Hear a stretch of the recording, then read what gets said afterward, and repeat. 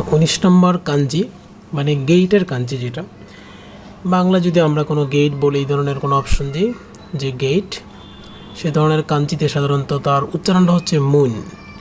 মানে জাপানে যে বলা হয় যে মুন, সেটা বাংলায় আমরা সাধারণত গেট, এরকম ইংলিশেও সাধারণত বলা হয় গেট। সো জাপানে যে বলা হয় সাধারণত মুন। সো মুনের যে কাঞ্জি, সেটার স্ট্রোকটা হচ্ছে এরকম যে প্রথমে সোজা একটা দাগ, তারপরে এরকম জাস্ট এখানে ডাবল, দেন এগেইন লাগোয়ার একটা দাগ, জাস্ট এরকম। এটা হচ্ছে মুন, মানে মুনের। আবার যদি আমরা দেখি স্ট্রোকটা জাস্ট সোজা, এটা হচ্ছে মুন। সো একটু এদিকে স্ট্রোকের একটু অংশটা বাকিয়ে থাকবে, যেটাকে উচ্চারণটা বলা হয় মুন। তাহলে এখানে যদি আমরা একটু মুনের কাঞ্জিটা লিখি, তাহলে একটু খেয়াল করে যে এরকম, এটা হচ্ছে মুন। তাহলে উচ্চারণটা হবে, যদি এখানে লিখে দিয়েছি মুন, শুধু মুনের যদি কাঞ্জি হয় তাহলে আমাদের এরকম, এটা হচ্ছে শুধু মুন। এবং সেটা দিয়ে যদি আমরা আর একটু সেন্টেন্স তৈরি করি, যেমন শুধু মুন মানে গেট, তারপরে বলা আছে সেন মুন। সেন মুনটা এরকম,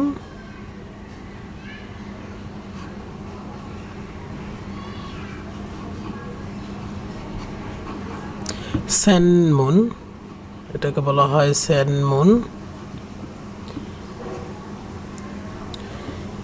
সেন মুন মানে স্পেশালিটি, এটার ইংলিশটা হবে এরকম স্পেশালিটি। স্পেশালিটি মানে Sen moon, Sen moon speciality. এটার যদি আমি কাঞ্জিতে লিখি তাহলে হবে এরকম সেন, দেন হচ্ছে সেন মুন। সো আবার যদি লিখি সেই মুন, মানে সেন মুন আর একটা আছে সেই মুন, তাহলে সেই মুনটা এরকম,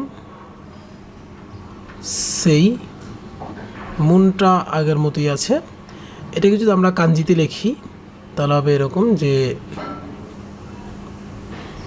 সেই মুন।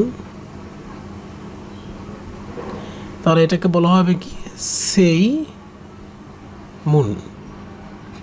তাহলে এটা হচ্ছে সেই মুন মানে হচ্ছে প্রধান গেট, মানে এখানে যেটা দিয়েছি এরকম প্রধান গেট, সেই মুন।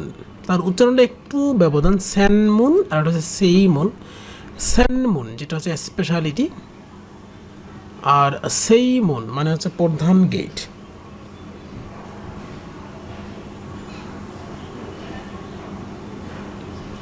যদি আমি এখন যদি লিখি যে দাইগা কোনো,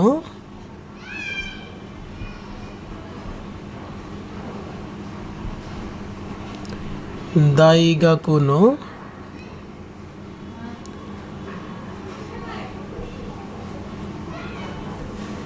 সেইমন ওয়া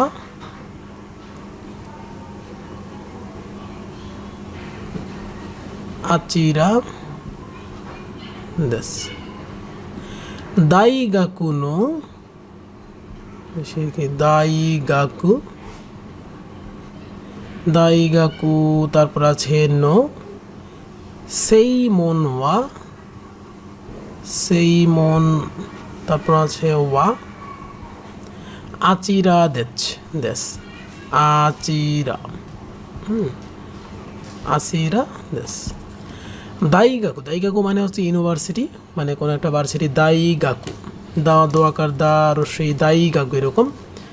দাইগাকু নো সেইমন ওয়া আচিরা দেশ, অর্থাৎ ইউনিভার্সিটির প্রধান গেট ওই যে ওটা এরকম যে দাইগাকু নো সেইমন ওয়া আচিরা দেশ।